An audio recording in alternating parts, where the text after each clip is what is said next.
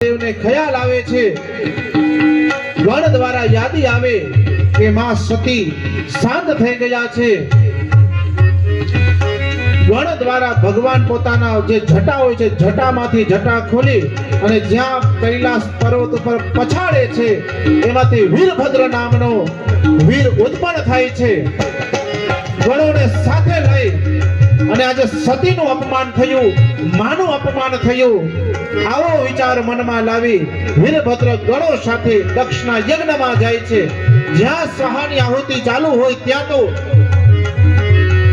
વીરભદ્ર જેને જેને મહાદેવનું અપમાન કર્યું હતું એ બધાને પકડી પકડી અને માર મારે છે।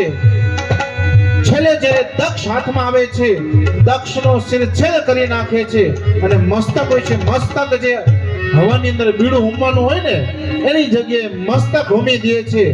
આખા સંસારમાં હાહાકાર થઈ જાય છે, બધા દેવતાઓ સ્તુતિ કરે છે।